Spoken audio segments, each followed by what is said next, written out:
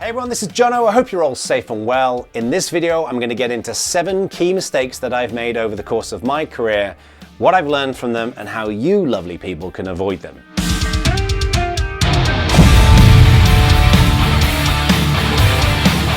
All right, let's get into it. Now, if you want to stay up to date with best practice, tips and tricks for building amazing communities inside and outside of businesses, hit that subscribe button and of course that little notification bell to stay up to date. Now, this is going to be a very personal video. I'm going to walk through a series of screw-ups, okay? And what I really learned from these, and I think it's really important that we embrace failure and we learn from it because it can guide our future state, okay? But as I'm going through this, I'd encourage you to pop into the comments what you've learned, experiences that you've had, mistakes that you've made, because then we can all learn from each other. Now, I want to start this out with ego, because I think ego is something that if it's left unchecked, it can actually be a bit of a problem. And at one point, I had a bit of an ego. But for me to talk about this, I kind of need to go through a little bit of history, okay? So bear with me as I go through this briefly. Now, I'm very lucky. I've had a great upbringing from my parents. I love my parents both dearly. They've instilled, I think, the right kind of values in me. And when I was younger, I was really getting into technology. You know, this is a picture of me hanging out one Christmas at my grandparents' house. Look at all of the chocolate next to me. What a slob I was. You know, thin slob, but a slob nonetheless. And I wasn't a particularly gifted kid, you know. These were some grades that I had, for example, in my GCSEs. In fact, when I went on to do from my GCSEs to my A-levels, which is what you do before you go to university in England, I got 2 Ds, an E and an N. An N, I think, is when you spell your name wrong in your exam paper. It really wasn't very good. If you want an illustration of how average I was at school, this is my PE report, right? And I'm not expecting you all to go and read this, but the salient point is that the word reasonably is used a lot in this report, okay? My PE teacher obviously thought I sucked, but needed to kind of massage the language a little bit when adding this. Now, when I was about kind of 18, I started getting interested in open source and technology. My brother introduced me to this. I had long hair. I was living with my parents at the time. This is a picture that I managed to dig up on the internet and shared out on Twitter with my buddy Stuart. And I was really getting interested in this notion of people all over the world kind of coming together to collaborate. I thought was fascinating. And then I went off to university. One of the things I loved about university, while my degree was frankly not particularly useful, I have a degree in interactive multimedia communication, which is a very long way of saying CD-ROMs from the 90s, okay? And it's been completely useless to me. But university taught me how to be a person. It taught me how to be an adult, I think, to a reasonable extent. And when I was there, I really started building this community called Linux UK. So people were coming together from all over the UK to talk about open source and Linux. And it was a really neat place to kind of hang out. Now from that, I then started working on a project called KDE. And this is where I got an opportunity to travel a little bit, because I didn't travel anywhere back then. So I used to go down to London to an event called the Linux Expo. And what was neat about this is that I got to meet people, got to run this little booth with all my printed out bits of paper and you know, little foam penguins that we put out on there. And I was in the pub one night and I was hanging out with these 2 guys called Richard Drummond and Nick Veitch, and they told me that they were launching a magazine called Linux Format. And I was like, well, that sounds kind of interesting. And I said to them, can I write an article for your new magazine? And they said, yes, but if it's shit, we won't publish it. Now, this seemed like an eminently reasonable deal to me. Write an article that's not shit, and then you get your name in print. Brilliant. So I did that and started writing more and more for them. They ended up getting kind of into me being an author, and that was great. And that started boosting my ego a little bit. I was like, fantastic. Turns out that they like the work that I'm doing. And people are now reading some of this stuff. And sometimes when I meet people, they say, oh, I read your articles in Linux Format magazine. This is where, as you can probably guess, the ego started forming. So I went to Open Advantage. I wrote an article about this interesting organization in the town that I lived in. That basically was doing kind of free consulting for people who'd lost their jobs because their jobs were going overseas to China, people who worked in industrial and manufacturing, and we were training them how to use open source and technology. And going to work for Open Advantage was cool because they then started sending me to conferences all over the world. So I started doing more public speaking, and then I started working on new projects. Like I kicked off a project called Jakosha and started building other kinds of communities. And what was interesting about this is that my ego started building and building and building. I started becoming, I think, a big fish in a small pond, a very, very, very small pond, an infinitesimally small pond. And I'll always remember I'll never forget getting on a plane one time and thinking, I wonder if anyone recognizes me. And it's so embarrassing to say that, because of course no one's going to recognize you, you idiot, okay? And it was because at that time in my life, I was getting a lot of recognition for what I was experiencing, and it started elevating my sense of self-worth and my sense of ego. And we see this a lot today when it comes to social media. A lot of people's narcissism has been, significantly boosted because of social media and other services such as that. And what happened is my parents, remember them? They basically said to me, "You're getting a little bit ahead of yourself there, Bacon." And I needed that talking to. And interestingly, shortly after that, my friend Stuart also said, "You know what, your ego is kind of getting a little bit out of control." Now, I wasn't going around, making videos of me sat in front of private jets and Lamborghinis. It didn't go anywhere near like that, but it was checked at the right time. So a couple of things I want to highlight here is, first of all, be super proud of what you do, but you've got to focus on avoiding that ego. The way I tend to look at this is, be proud in what you do, but other people are going to celebrate the great work that you do, okay? And other people are largely going to talk about the amazing things that you do and open the doors. And I think that's really critical, okay? I'm not saying that you should be a wallflower, that you should get under a rock and you shouldn't ever talk about what you do. Be proud of it, but don't go telling everybody that you're the most amazing person, that you're this and you're that. If it's overly inflated like that, it's cringeworthy, frankly. The other thing is that the risk of ego is that you think you've got all the answers. And one of the things I learned, and I'll talk about this a little bit later on, is that at one point in my career, especially when I left Canonical, I thought I had all the answers. I thought I knew pretty much everything that I needed to know about building communities, and how wrong was I? I've learned so much in the years since then. It's just mind-blowing. But I think we also need to really kind of understand the role of validation in our lives. I don't care whether you are a CEO or whether you are a road sweeper, or whether you are a restaurateur, or whether you are a kid, or whether you are 85 years old. Everybody needs a sense of validation. Everybody needs to know they're on the right track. And some people need it more than other people. And I realized midway through my career, I really need the validation. I need people to let me know if I'm on the right track, just so I, if for no other reason, can get rid of the anxiety that I might be doing it wrong. And I'll get to anxiety later on, because this is a really fundamental learning. Possibly the most important learning that I've had in my career is our relationship with anxiety. And apart from anything, no one's looking for you on planes, okay? You're not Tom Hanks, okay? You're not, I don't know. I was going to come up with somebody else as an example. Tom Hanks, I don't know. I'm literally mind blanking on something that's completely irrelevant. Let's move on. So let's talk about swag, shipping, and snafus. Now, many of you who are involved in building communities will probably have a certain amount of merchandise that you deal with, like how you reward your community members and send them things. Now, I want to tell a story about this that taught me a lot about the role of swag in shipping. So a few years ago, I used to work for an organization called XPRIZE, and XPRIZE is an amazing place that has these huge incentive competitions for how we solve major problems in the world. And the very first XPRIZE that I worked on was called the Global Learning XPRIZE. This was a $15 million competition. It was primarily funded by Elon Musk. And the goal of the competition was that teams were challenged to build an Android tablet bit of software that will teach children how to read, write, and do arithmetic without the aid of a teacher within 18 months. So there's 250 million kids in the world who don't have access to teachers, and this was basically a way to kind of bridge that gap. It was a really killer prize to be involved in. Now, one of my responsibilities as a brand new member of XPRIZE was to run a crowdfunding campaign so we could raise some money to support the prize. And the goal for this campaign was $500,000, okay? I'd done a bit of crowdfunding previously, but this was the first big campaign I was going to be working on. So anyway, so we set out with $500,000, and I was really pleased that we ran the campaign and we raised $942,223, just shy of $1 million. So the campaign really kind of delivered a lot of value, and I was really proud of our results on that.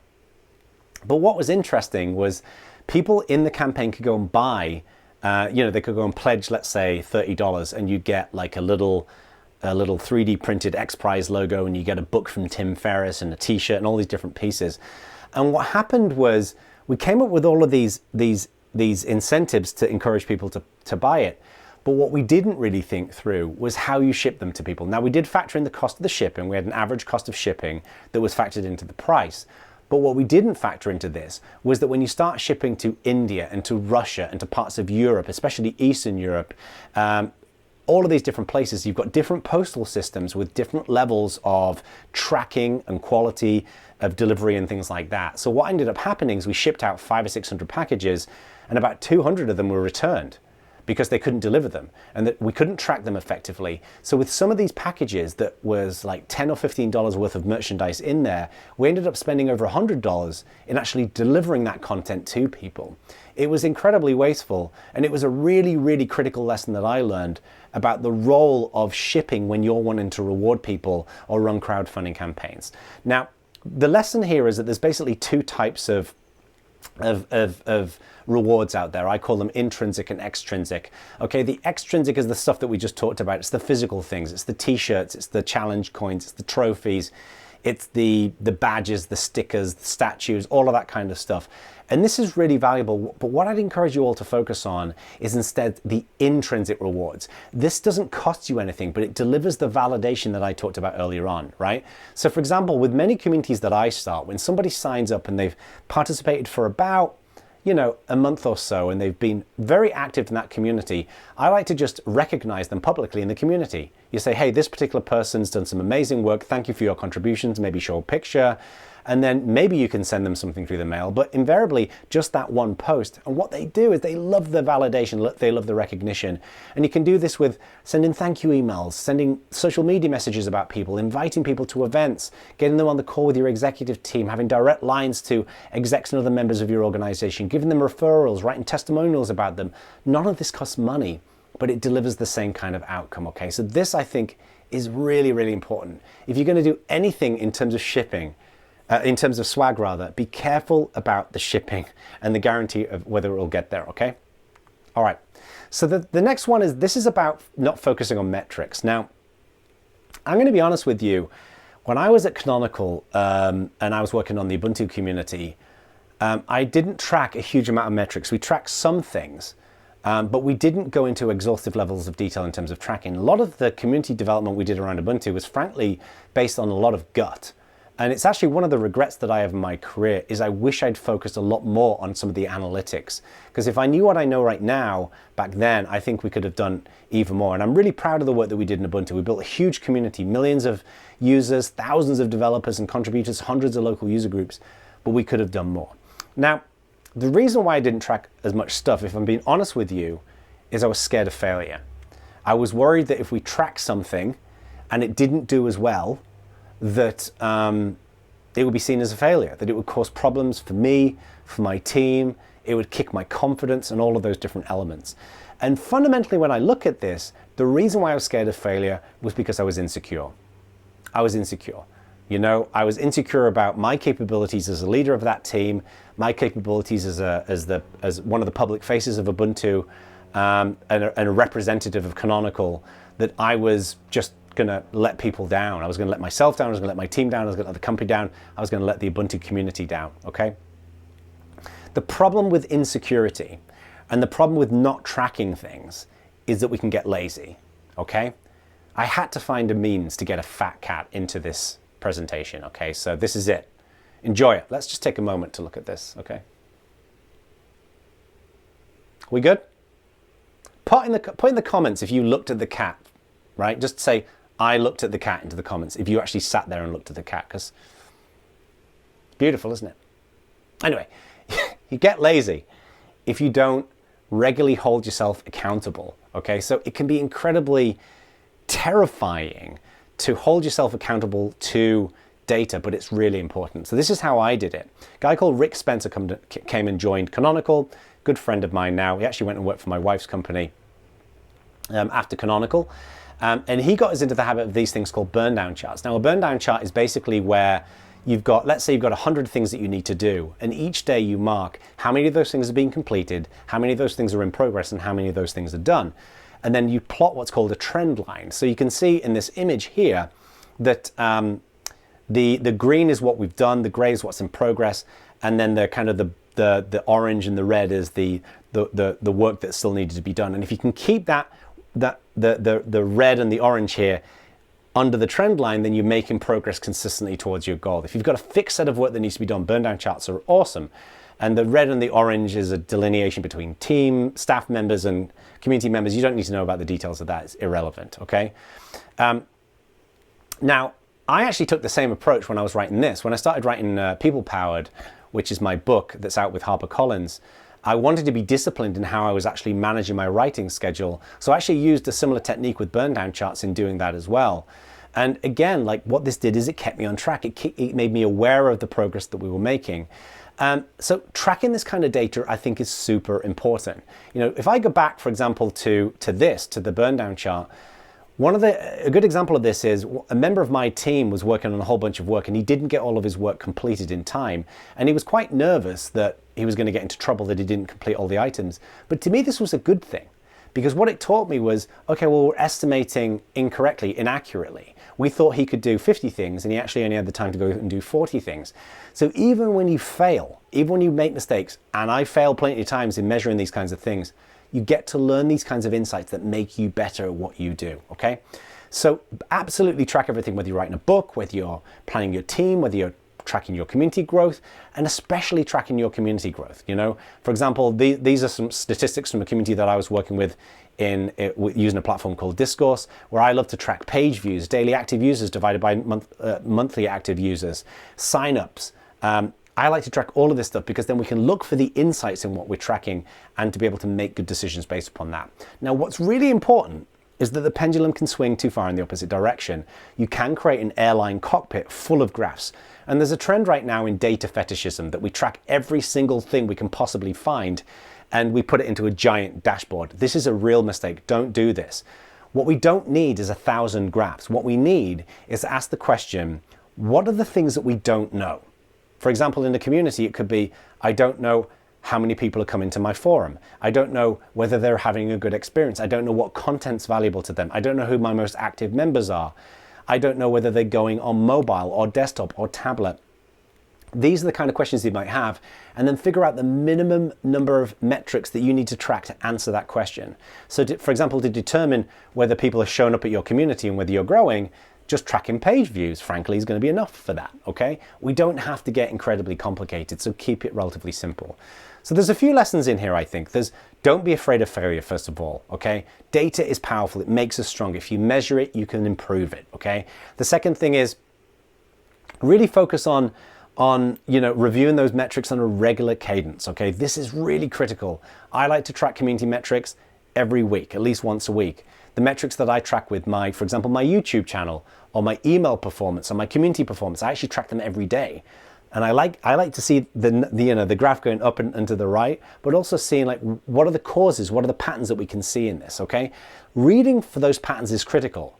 You know, for example, if you see an annual set of data for a community and you see that people are dropping down in summer, let's say summer in the US, because summer is different in different parts of the world, then you absolutely want to make sure that you identify that as a pattern, and then you can plan your content and other strategies accordingly. You know, you may find, for example, that people aren't showing up to your community at weekends.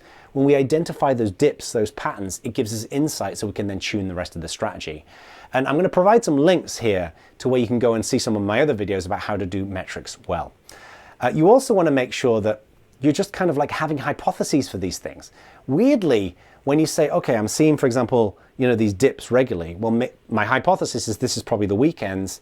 Why don't we see if this is actually happening in future? And maybe we can actually add more content and more material at weekends to get people in at weekends. Evaluating those hypotheses and testing them is actually kind of fun. It's like a bit of a discovery detective game that you can kind of get into. All right, so let's move on. Now I want to talk about the length and the role of content, okay? And I describe this as novel versus long story authors. That should be short story authors, God. Talk about mistakes. Bloody typo. Right there. You know what? This might seem staged and intentional. I genuinely screwed that up. I even said it wrong. Generally screwed that up. It's been a long week, okay, folks? So what I want to get into here is a while back, I think it was like 2008, maybe 2009, something like that. I've been speaking at conferences all over the place, right? I've been doing tons of meetups and conferences in my business, in different technology conferences and local user groups and local meetups and things like that. And I'd done a few keynotes here and there, but I got invited to do one of the keynotes at a conference called OSCON. Now back then, this conference doesn't exist anymore. This was a huge deal. This is a massive conference that all of my peers tended to go to. There was like 5,000 or 6,000 people. This is not the year that I spoke at. This is a more recent year, but it was a massive, massive audience. It was a big deal for me. Now, I had 2 talks at OSCON to do. I had my main 45-minute session, and then I had my 10-minute keynote. And it was only 10 minutes, right?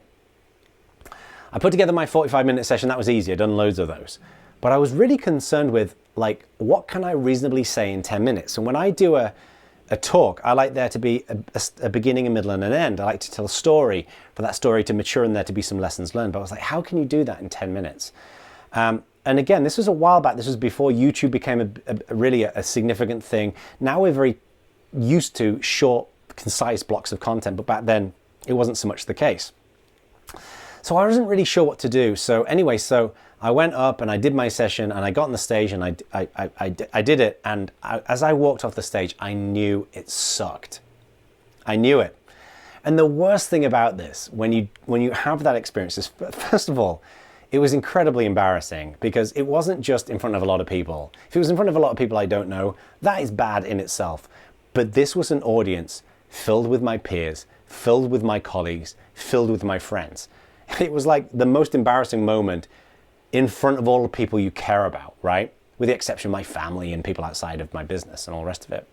It wasn't good. So I got off the stage and I went up to my good friend Steve Wally and I was like, it wasn't good, was it? And he said, you know what? You've done better. And I said to him, like, I don't know what I did. I don't know how why it was so bad. And he said, well, put it this way. Some people are good at writing novels and some people are good at writing short stories. You're good at writing novels. You're good at the 45-minute talks. You like to go into lots of detail, lots of depth. He said, but you need to learn how to get some of that detail and depth into a shorter package, into a smaller time frame, such as a 10-minute time frame, and deliver that kind of value. That's what you need to focus on. And it was like a light bulb going off. He was totally right. I was like, you know what? That's the mistake that I've made.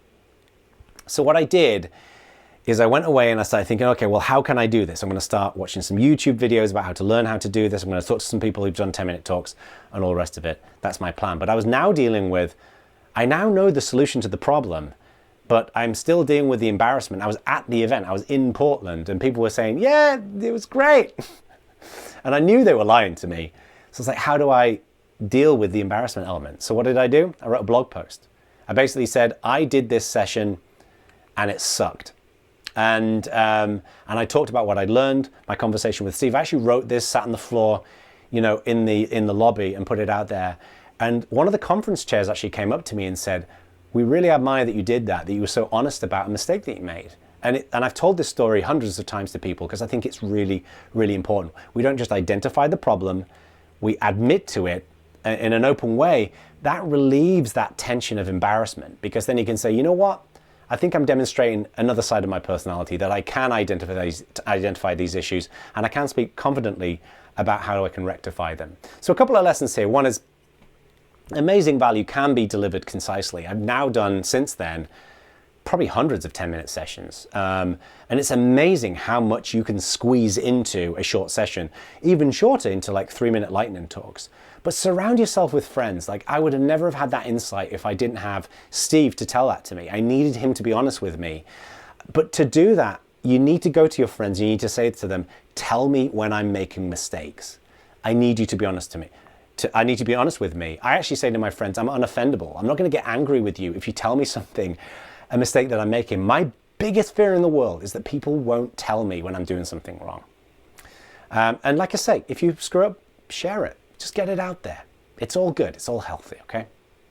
All right, so now I want to talk about what I call the feature suggestion snafu. This sounds like a Big Bang Theory title, episode title.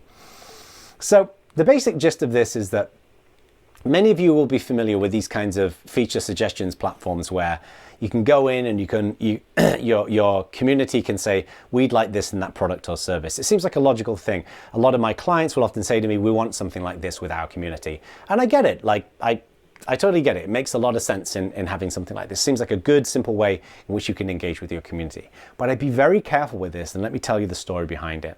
So a long time ago when I was at Canonical, we had a similar idea and we set up something called Ubuntu Brainstorm, and it looked like this. And we had an absolute ton of people putting ideas into Brainstorm. thousands and thousands of ideas, and people could go in and they could upvote or downvote these ideas based upon what was most important and what was most interesting to them. But this is the key lesson that I learned, and it's illustrated by this specific issue. Now, this issue is fix, suspend, and hibernate. So we had an issue back then that some laptops, you close the lid and it didn't completely suspend the machine. And this was difficult for us because we didn't make the laptops. Ubuntu would run on lots and lots of different pieces of hardware, Dells and HPs and Lenovo's and whatever else, okay? But the problem is that this one item that you can see here, by definition, is interesting to everybody whose laptop doesn't suspend effectively, right? So everybody was going to upvote this if they had that problem. But the problem is that it was so generic a challenge that there's no way we could ever actually fix this. So we couldn't, go and say, we've now fixed the suspend and hibernate issue, because now every single computer for time immemorial will never ever have an issue with suspending ever again.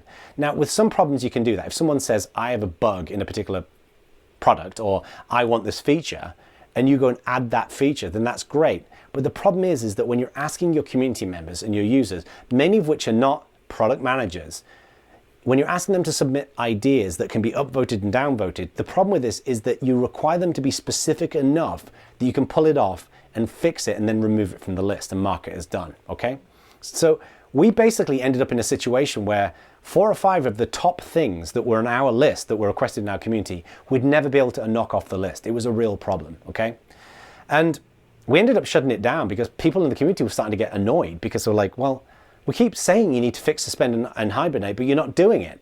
So it's, it caused some challenges. And what this taught me was, how much control do you really cede to your audience, okay? Because if you think about it, this lesson is all about giving our audience an input in a structured way that they could then influence what we were doing in the project, in the community. Now, a comparison here I would make is with stand-up comedians. When stand-up comedians go out there, I'm a big fan of stand-up, and when they go out there and they work the material out, they're very careful in how much input the audience is allowed. Now, audience is typically just going to sit there laughing, right, hopefully, but you will sometimes get people heckling. And one of the things that stand-up comedians do very carefully is they will engage with hecklers enough where they can get some comedy and get some interesting moments out of it, but they won't engage with every heckle, because if they do that, the audience will think that it's absolutely okay to constantly interrupt. Because essentially there's a power dynamic. You're basically saying to the audience, it's okay to heckle, therefore people will start yelling. And there's videos on YouTube you can go and check of stand-up comedians who lose control of an audience. In fact, a podcast that I do with some friends called Bad Voltage, we do a bunch of live shows. The very first couple of shows that we did, which were at a conference in Pasadena in LA, we didn't do this well enough. We actually ceded too much control to the audience, and they'd be constantly interrupting, they'd be constantly chattering. And now when we construct our shows, we actually have very, very specific areas where the audience are allowed to participate beyond sitting there and laughing and having a good time. So this is really, really important. It's all about setting expectations really clearly. When you set those expectations clearly, then you're in a position where your audience can feed into a process and they can be very clear on what you're going to do with that information. A good example of that is companies like ConvertKit, where they will publish their roadmap. They'll basically say, these are the things we're working on, and this is when you can expect these things to arrive in the product or the service, okay? So the lessons here are, think very carefully about what that role of control is in your community. Because if you don't manage it well enough, then it can spiral out of control and it can cause all kinds of different issues.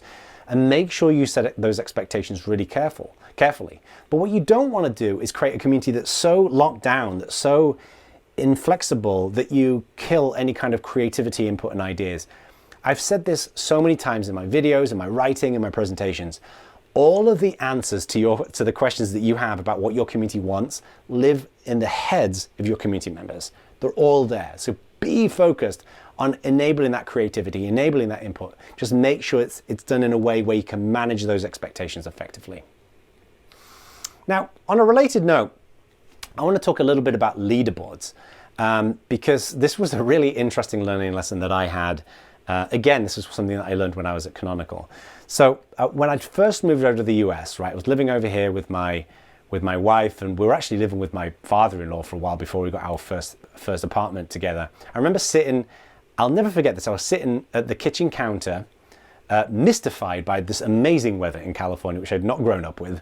And I had this idea with my team that why don't we create a leaderboard, something like this, where the top performing members of our community can be highlighted. It's going to make them feel really good, right? If you're the top 10 person in terms of submitting bugs or running user groups or contributing code or writing documentation or doing marketing or whatever it might be, that's going to be awesome for them, right? Seemed like a logical idea, so we went away, we built this, we put it up there, and off we went. And what I didn't realize is that it was going to cause a bit of a ruffling of feathers in our community, because one of the points that was made was that if you're not on that list, it can be pretty demotivating. And this is when I started really thinking a lot about the role of meritocracy in communities. Now, I want to be very clear about this. The concept of meritocracy is this, is that when you have a community of 100 people, the people who are making the contributions, doing the work, they should be judged on their merit, the work that they do, the contributions that they make. And their reputation should grow and be recognized and then be seen as leaders and participate as leaders based upon the merit of the things they actually do, not based upon the car that they drive, the color of their skin, their socio-economic profile, any of those different pieces, okay? They should be judged on their merit. And for a long time, especially in open source, people would often go on about how great meritocracy was because of this. The problem with meritocracy, and what I learned, especially from a lot of my friends especially focused on diversity and inclusion, is that meritocracy is kind of a North Star. It's a great principle to believe in. It's a great principle to strive for. But what we need to know about this, and what's really critical for us to be aware of, is that it's flawed practically because not everybody starts from the same position to gain that merit, right? So if you've got 5 people and you basically say, if you all do this level of work, you get this level of respect and recognition and leadership in your community. Well, one of those people may have studied at Stanford. One of those people may not have access to a computer. One of those people may have dyslexia. One of those people may be from an underrepresented group, such as an African American group, and may not have the same level of opportunity. They're all coming from radically different backgrounds, so therefore the evaluation of the merit varies significantly. So the problem with the leaderboard idea was that it assumed that everybody was kind of starting from the same point. So we've got to be very mindful of this. And this is actually a super interesting learning lesson for me, because I then went a little bit later on to build something called Ubuntu Accomplishments with a friend of mine called Stuart and some other contributors. And the idea was, wouldn't it be cool if when you're in the community, you could say, you know, I'd like to do something new. I'd like to file a bug. I'd like to submit a new piece of code or something along those lines. And there'd be a little trophy cabinet and you'd be able to go and see what you'd be able to do. And this was somewhat based upon some of this knowledge or some of this learning from meritocracy, because my thinking was it would very crisply equalize the starting point, right? It would give everybody a clear set of instructions and guidelines in how to get started, but it would be fundamentally focused on building new skills. It'd be an educational function. And one of the things that was interesting as I went through this lesson was a lot of the feedback from folks who taught me about meritocracy in more depth and more detail, especially from the perspective of diverse and underrepresented groups, was that we need to focus on skills development. If you only focus on one element of recognition, then you create an uneven platform, okay? So that's the reason why I designed it this specific way. And it actually ended up being fairly successful. People seemed to like it because it was not focused on fixing 1,000 bugs. It was focused on how do you get your first bug fix in there? We can use other things to kind of support and mentor people as they do the work. But this was all about making sure that people could kind of get a good start, a good footing. So some of the lessons that I learned here was, you know, gamification is incredibly powerful, but it's got to be really well managed. You've got to make sure you're looking at it from that meritocratic position and being aware of the fact that people are starting from different perspectives. So be mindful of that level of equality, but always focus on skills development. Don't reward people based upon, hey, you know, you fixed 100 things, therefore you get this badge. That was kind of the old ways in which we used to do it in community. Instead, focus on building those relationships, developing those new skills, and mentoring and support. That's the best way to do it. Now, the last one that I want to focus on here, as we bring this video into an end, is knowledge and anxiety. And I think this is probably the most difficult one to talk about but probably the most important one. Now, a little while back, I joined GitHub, and I had a great time at GitHub. You know, I think it's a great company, but GitHub back then was going through some challenges, shall we say. The company was in this kind of state of flux, and my wife, as I record this video, is now the COO of GitHub.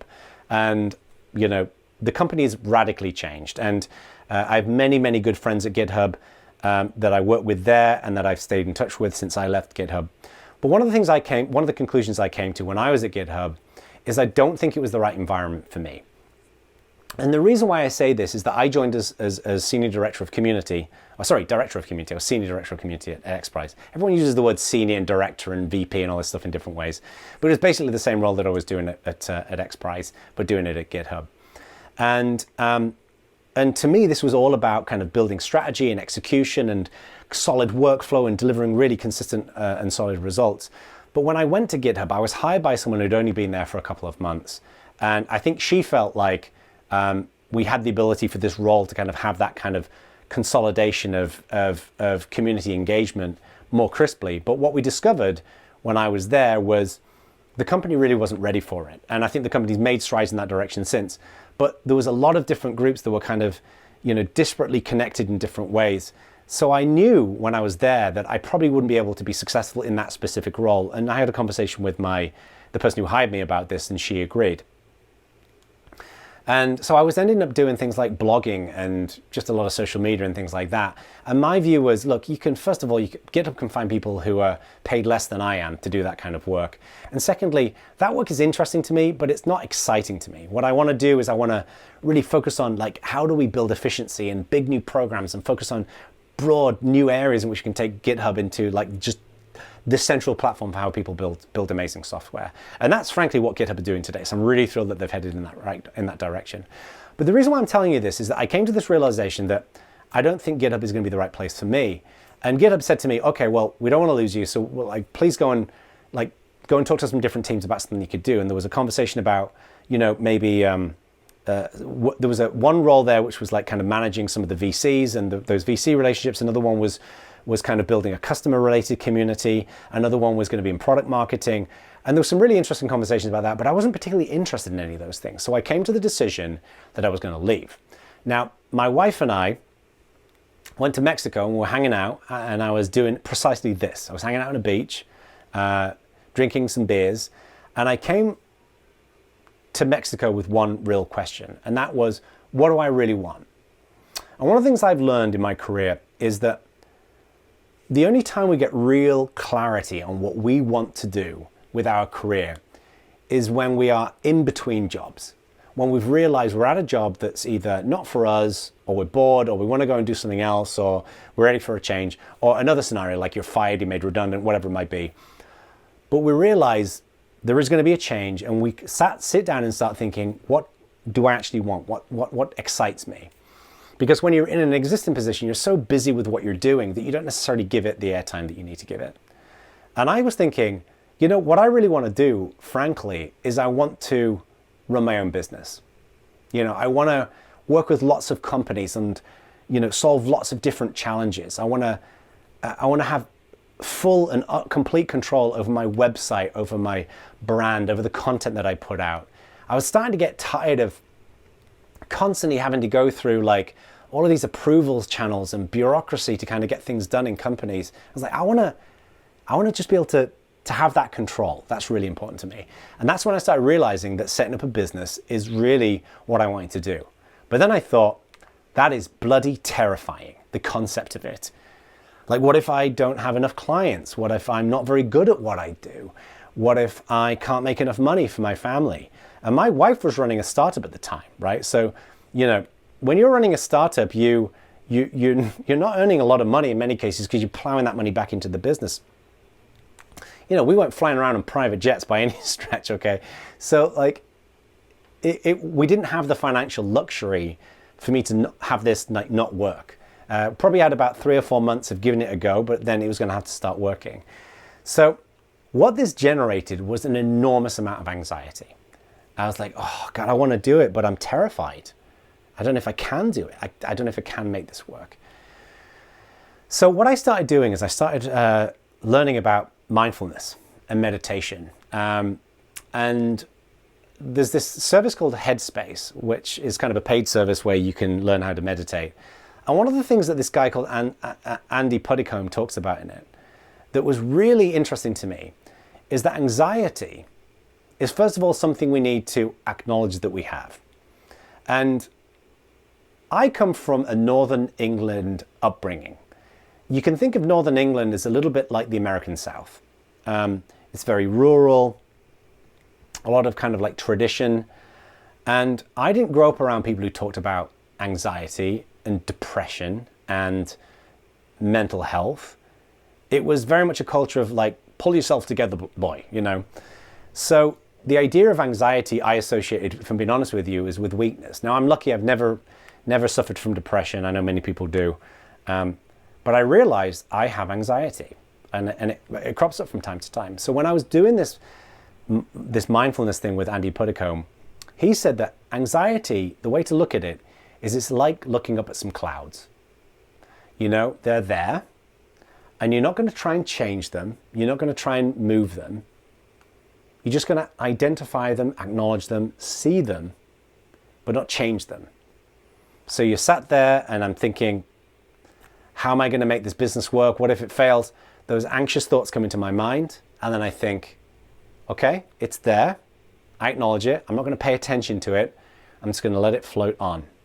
And this is incredibly, incredibly, incredibly powerful, because anxiety is something you never get rid of. If you try to push it down, it won't go away. So what I learned from this is when those anxious thoughts come in, you identify them, you acknowledge them, you let them float past, and it changes your relationship with it. It makes the anxiety less spiky, less harmful to you. It creates an opportunity in which you understand it a little bit more.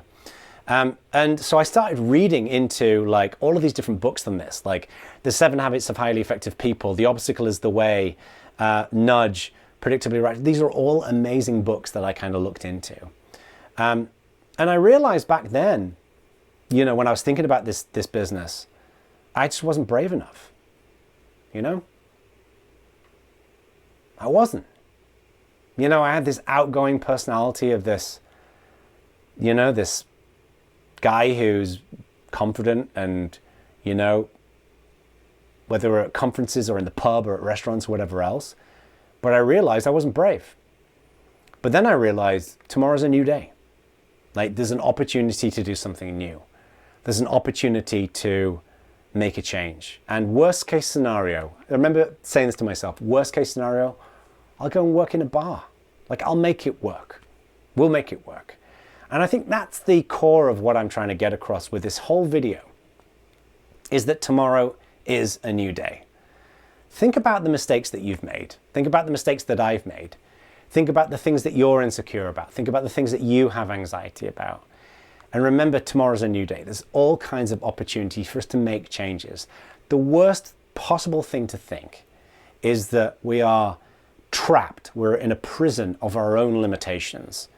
It isn't true. We've all got the ability to learn from our mistakes, to learn from our insecurities, to learn from our anxieties, and to be brave and to go out there and to do new and interesting things. All right, so that's it. Thank you everybody for joining me. Again, hit that subscribe button, hit that notification bell button to get more of these videos. Take care, and be sure to pop into the comments what you've, your experience, your lessons learned, your mistakes that you've made. I'd love to see them. Take care.